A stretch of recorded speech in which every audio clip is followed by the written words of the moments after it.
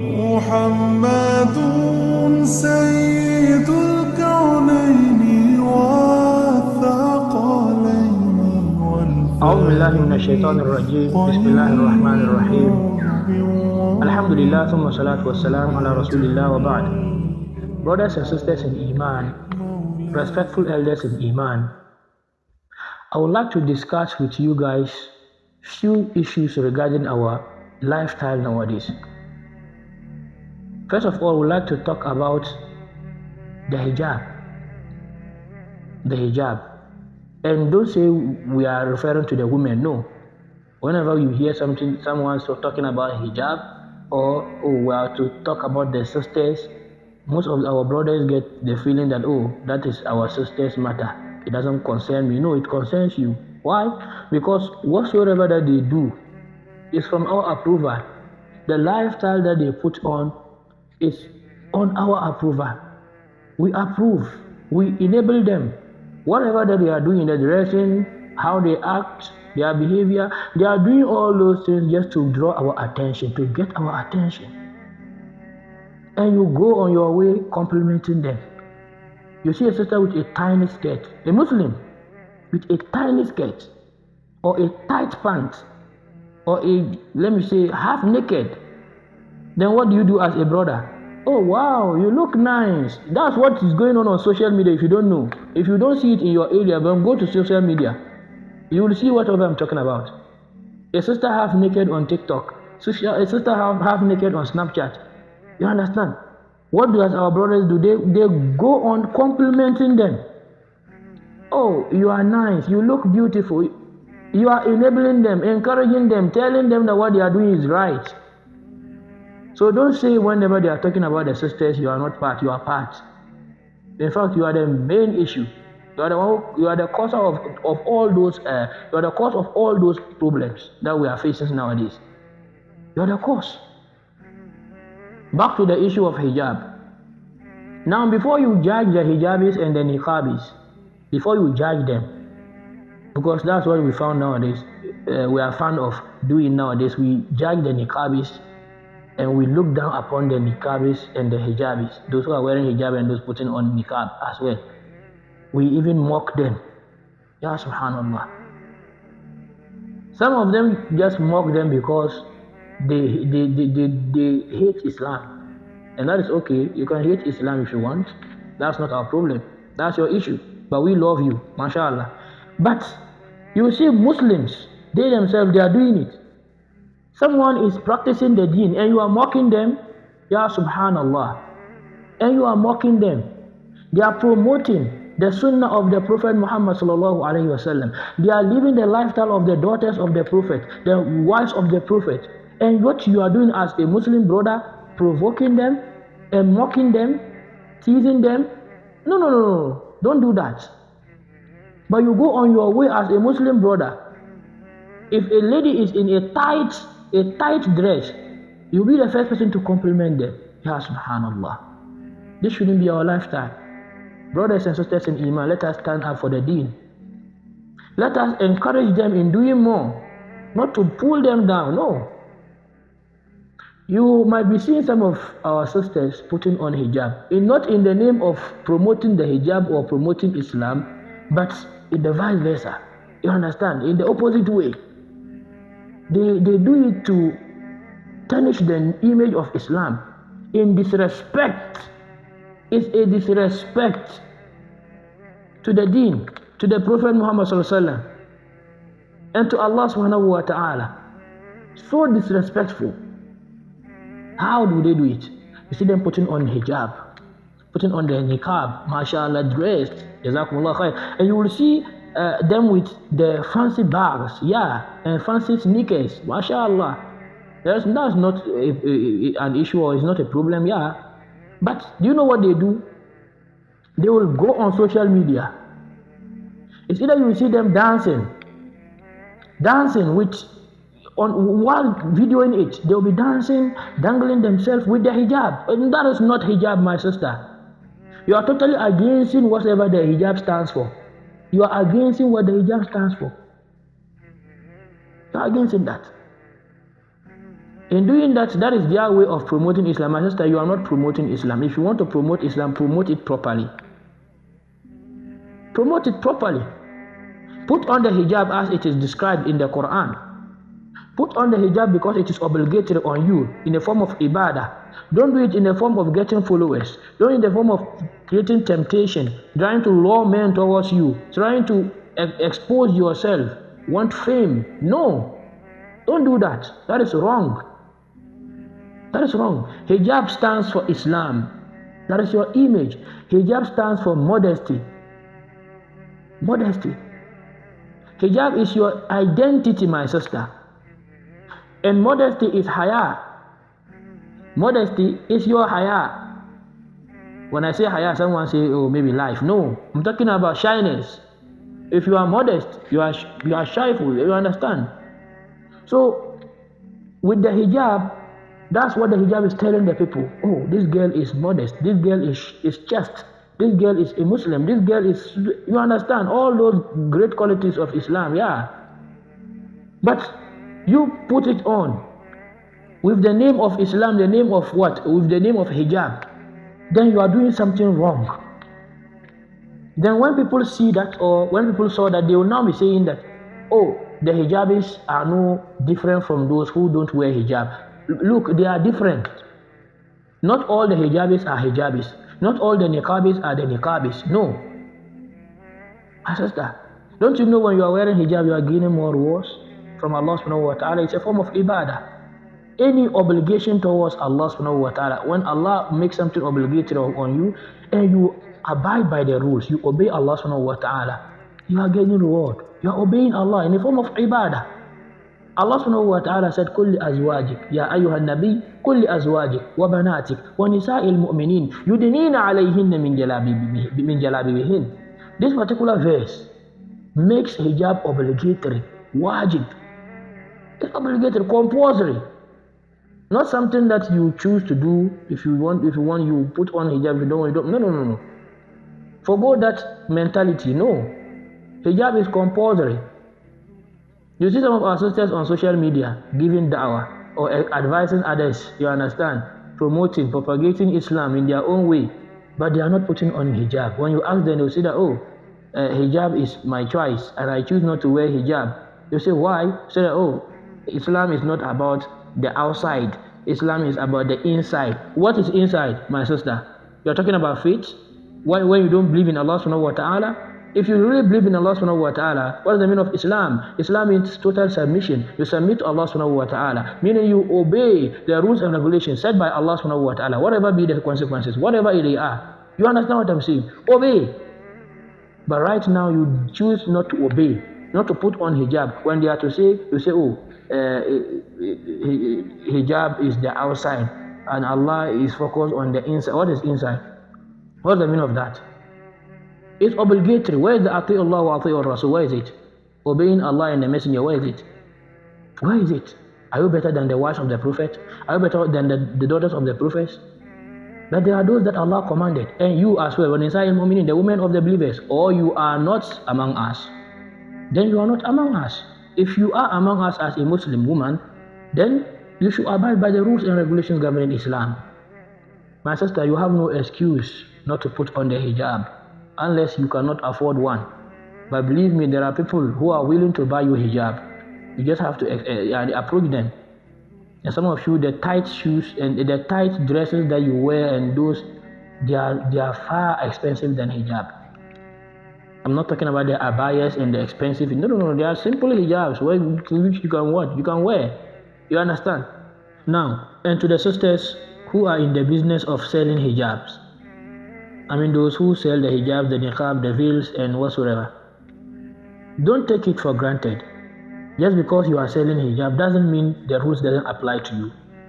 My sister, in the name of selling hijab, you'll see them posting videos with women wearing hijab, dancing and going around, modeling, like in the form of modeling way, that they are to show the hijab for the people, forgetting that you are showing yourself to the people. You are advertising the hijab at the same time advertising yourself. You are advertising yourself more than the hijab. You understand what I'm saying?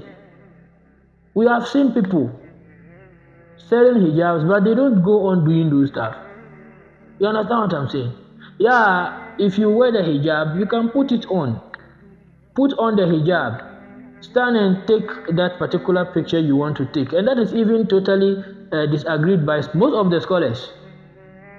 And I stand by those who disagree with that. You understand what I'm saying? Because it goes against the rules of women, the privacy of women. Women being, let me say, preventing them from exposing their beauty. It kind of exposes their beauty. You understand what I'm saying? So when you are into that business, you can find ways of doing that. For example, have someone who is selling these products. I might not mention the name that you say that I'm doing advertisement for that person. No.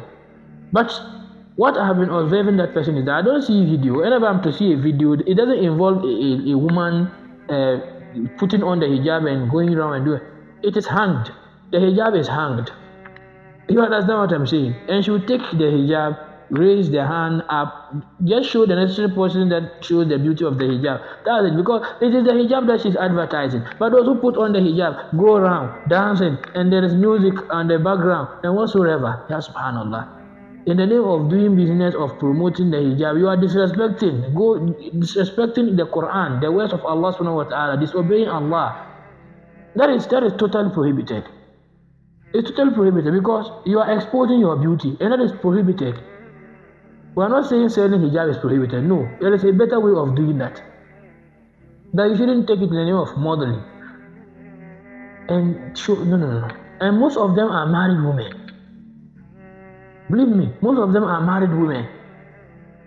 So if you are selling a hijab, please be careful. Those selling the hijab, be careful, because you might be set out to do something which is good, and you end up in the wrong place. Believe me, you will end up in the wrong side of Allah subhanahu wa ta'ala. You appear in the bad face, in the place where you don't even want to stand.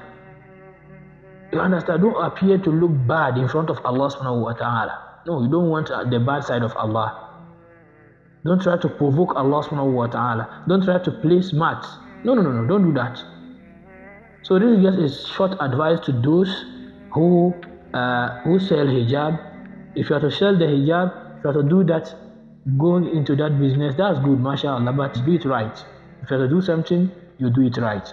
Back to an issue of this, let me say, pregnancies and naming ceremonies. It's not that we are against naming ceremony or pregnancy. No, pregnancy is a miracle from Allah subhanahu wa ta'ala. Naming ceremony is a way of showing us appreciation towards Allah subhanahu wa ta'ala and celebrating the happiness that Allah befalls on you. You understand what I'm saying? But when you see people gathering nowadays, or mostly when we see people gathering, what comes in our mind? If they are not crying, or if we are not in bad mood, but you see them dancing, happy, eating, enjoying, remove the dancing. The dancing is prohibited in Islam. I will talk about that. We already spoke about that several times. Despite the dancing and the singing, meaning they are enjoying, celebrating, what comes into your mind is that, oh, maybe that is a wedding, a marriage ceremony, right? Or a naming ceremony, or something. You understand what I'm saying? Positive. But when you get there, it is a naming ceremony, mashallah. But the problem is, the two of them are not married. Then what are you celebrating? Are you celebrating for the newly born? No. You might be thinking you are celebrating. No, it's not. The celebration should build on top of the first rule, nikah, marriage. You are married, then you give birth, then you come out and you are celebrating, and we are all there celebrating. You understand? But other than that, you shouldn't come out in public. You can just name the boy. You can do it in what? In secret. Why should I say you should do it in secret? Because in coming out in public, you are telling people that, oh, I am a zani, I am a fornicator. She is a zania, she is a fornicator. That's what you are saying. We were indulged in zina. That's what you are telling people. And you know what, people? We don't fear Allah. We are not shy. We are not embarrassed. We are not ashamed of what we did. We didn't regret what we did. And that's what you are telling the people. By telling people, celebrating this kind of achievements, That's an achievement built on a, let me say, a false relationship or a terrible relationship. So you should conceal it. Conceal it. And way that you make it public is what? It's after that. After that you do what? You come out, repent, you repent to Allah subhanahu wa ta'ala, then come together as husband and wife. They will do the necessary things and you take her as your wife. Then you can now come public. Tell people, oh, what's that? You understand what I'm saying? But don't skip the step. It is always marriage before, marriage, wedding before naming ceremony. But nowadays they've changed it. They switch this thing, the cast. They twisted it. You understand what I'm saying? They misplaced them. They changed their position. Now naming ceremony before marriage. Ya subhanallah. Naming ceremony before marriage. Where did you get that from? That is wrong. And do you know what caused all those problems? Boyfriend and girlfriend relationship. The boyfriend and the girlfriend relationship is an issue. Most of us neglect. Most of us don't take it serious. Believe me, it's very, very serious. It's totally prohibited in Islam. But we don't see it to be prohibited. No. We embrace it. That's my boyfriend. How come? What shows? What does friendship got to do with boy and a girl? You are a boy, she's a girl, and you are friends? No. That cannot happen. No. You can't. What we have is, oh, my sister, yes. My brother, yes, that is there. But boyfriend, no. The boyfriend that we know is not what is going on nowadays. The boyfriend is what? Oh, she's a girl living next door. You understand what I'm saying? A neighbor. She's closer. Their house is next to our house. We grew up together. You understand? But when you grow to a certain age, you cut off. Go on your separate ways. You don't link again. You understand? You don't mingle again. No. So that is the relationship you can consider as friend or someone who is your classmate. Maybe in the countries where Islam is not well practiced. You understand? The laws of Sharia are not there. You understand? Where women and men are in the same classroom. Yeah, she's your classmate. You understand? So you can classify that relationship to as a friend relationship in the classroom. But outside the classrooms, you don't know each other. You understand? And there's this another relationship. Yeah, she's a sister in the deen and you're a brother in the deen. MashaAllah. You understand? When you are coming and she's coming, you come, oh, Salaam alaikum, salam, go. You understand what I'm saying? It's just that when you need something, then you can, please, can you show me this and that? No problem. But what is the meaning of boyfriend-girlfriend relationship? That you have to do with, you have to come together, you cuddle, you hug, kiss, do whatsoever. That is nonsense. That is not Islam. That is not Islam. That's someone's culture. That's someone's culture. Let me tell you one thing about this boyfriend and girlfriend, where you are getting it from. When you go and search the meaning of girlfriend-boyfriend relationship, it's not a boy and a girl having a mutual friendship. No. It involves sexual relation. You understand what I'm saying? And any sexual relationship outside Islam, outside the fold of marriage is what? It's not permissible. It's haram. Allah subhanahu wa ta'ala made it clear in the Quran in several places. وَلَا مُتَّخِذِي أَخْدَانِ وَلَا مُتَّخِذَاتِ أَخْدَانِ. Allah subhanahu wa ta'ala made it clear. Do not take secret lovers. And secret lovers is now translated into what? Into boyfriend-girlfriend relationship, because you are indulged in sexual relationship. You understand? You are involved in any way possible intimacy that whatsoever that you describe it nowadays, whether kissing, cuddling, whatever, hugging, shaking. That is what a sexual relationship. You understand what I'm saying? So anything like that outside the fold of marriage is what we call the secret love. You might choose to call it boyfriend and girlfriend, or you might choose to call it Valentine or Valentina. That is not our problem. But the actions, whatever is going on is against Islam, and you shouldn't indulge in that. It's wrong. Don't do that. So this is where it starts. That brings shame to the family. When that such calamity befalls a family, those who really fear Allah subhanahu wa ta'ala, those who knows their respect, they know their dignity. You understand what I'm saying? Their self-esteem, their prestige. You understand what I'm saying? They don't go in public to do the naming ceremony to tell people that, oh, my daughter was involved in a haram relationship, a disgusting relationship, a terrible relationship, which it is an insult. It is an insult, a shameful thing. Those who know that it is shameful, they don't publish it. No. They don't make it public. They try to conceal it. But those who don't fear Allah subhanahu wa ta'ala will come out into public telling Allah subhanahu wa ta'ala, showing Allah that, we don't fear you. We do whatever we want. That's what you are doing. That's what you are trying to say. And what do you experience? You get to see that they are not even properly dressed. When you see them not properly dressed, the lady is dressed in some way and she's half naked. Don't question what they are celebrating is already not is representing something which is bad. You understand what I'm saying? But talking about not dressing well, let us come back to our sisters once again. Your wedding day, my sister, is supposed to be the day that you celebrate. You understand what I'm saying? Be joyful. You understand? And gain more blessings from Allah subhanahu wa ta'ala in doing that. But not a day for you to disrespect Allah subhanahu wa ta'ala. No. Allah subhanahu wa ta'ala made mention in Surah An-Nur, Quran chapter 24, verse 30, said, وَكُلِّ الْمُؤْمِنَاتِ يَغْضُضْنَ مِنْ أَبْصَارِهِنَّ وَيَحْفَظْنَ فُرُوجَهُنَّ وَلَا يُبْدِينَ زِينَتَهُنَّ. That you shouldn't what? You shouldn't expose your beauty. You shouldn't expose your adornment.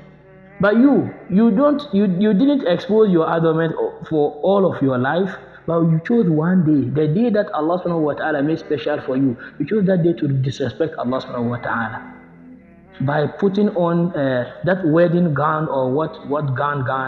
That's subhanallah. It's very, very wrong. It's very wrong. You will see them half naked, all the top here, the neck side is not covered. And if you see the dress that they are wearing is tight on their wedding day. What sort of wedding is this? Wedding approved by Shaitan or wedding approved by Allah subhanahu wa ta'ala? No, this is not wedding approved by Allah subhanahu wa ta'ala. Ask the ulama, the sheikhs around you. Ask them. And you too, when they ask you, my sheikh, please fear Allah subhanahu wa ta'ala and tell them how to celebrate the wedding approved by Allah subhanahu wa ta'ala. The marriage Allah subhanahu wa ta'ala is talking about in the Quran. Last but not least, some of our sisters regard the hijab as a night gown. A night gown, you know, the dress that they wear before they go to bed. Yeah, they regard it as that way. Why? Whenever they are going to do something sinful, something bad, they put on hijab. Why? Because taking it off is very easy. Taking the hijab off is very easy. Why? How do I know? Yeah, I'm wearing something closer to hijab, a jalbab. Taking it off, just unzip and pull it off. That's all. No one will know whether you are wearing something inside or not. No.